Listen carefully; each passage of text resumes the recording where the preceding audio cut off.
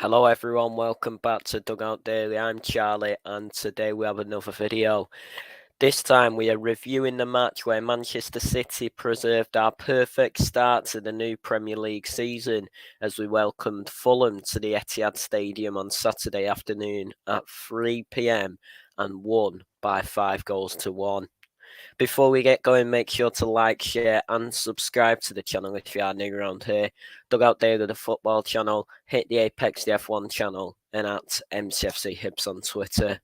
Erling Haaland was born to score goals and capped a golden week by completing a second-half hat-trick as Manchester City extended our 100% start to the Premier League season with a win over Fulham. On Tuesday, Haaland was named PFA Player of the Year, and on Thursday he got a similar award from UEFA. Manchester City's assistant manager Juan Melillo was effusive in his praise of the striker, saying it's no surprise that he reaches high goal-scoring figures. He's great at providing for other players. He gave 1 assist today. He has this importance to other players. It's not just about scoring goals, said Lilo. I'm more impressed by other figures as well, not just if he ends up scoring. I always looked at his intelligence as well as his goal scoring. Here, he was back doing what he does best, putting the ball into the net, and as he took his tally to 6 for the season.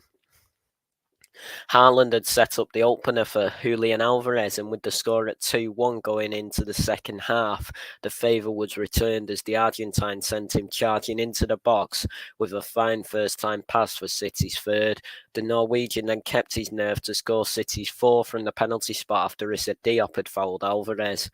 Haaland had already been named man of the match when he applied the superb first-time finish to Sergio Gomez's cutback to claim yet another match ball.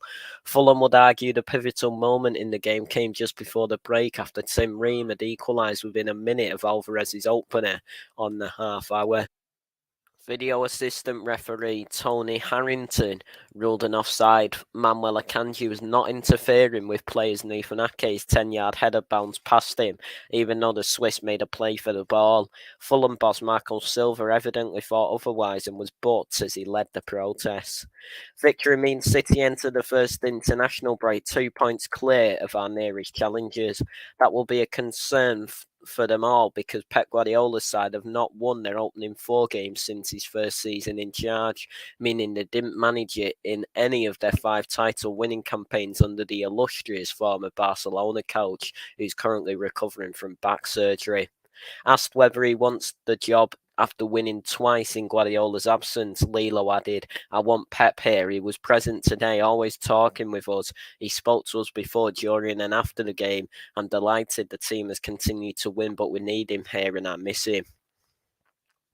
He's very reflective and he reacts to what happens. We comment on how the game is going. We debate the same way we would if he was here in person and look to find a way together. For half an hour in this game, they were off the pace. Without the injured Jack Grealish, £55 million new arrival Jeremy Doku was handed his debut. The Belgian produced an encouraging performance, including one excellent touchline burst that nearly set up Phil Foden. But until Alvarez scored, City were below par, and the way they let Ream run unchecked to the far post to equalise hinted at a lack of focus. Ake's goal changed the complexion of the entire contest, allowing Haaland to take centre stage, as he has done so often. Erling's a strong character. There was no doubt in our mind he was going to take the penalty. He scored many goals from penalties. Had we got another penalty in the previous game, we'd have given it to him, said Lilo. Incredibly, the 23-year-old now has Premier League's 51 goal involvements in the Premier League, 42 goals and 9 assists in just 39 appearances. It's the fastest anyone has achieved that, breaking Andy Cole's record by 4 games. With 6 goals in 4 league games, Haaland has matched his start to last season. Already City and their star striker have laid down a marker that it will be difficult to match. There will presumably come a point when Fulham boss Silva starts to bite his tongue over preserved injustice being meted out to his side. He's not arrived at that stage yet. When VAR Harrington indicated to referee Michael Oliver that Ake's header should stand, the Fulham manager erupted.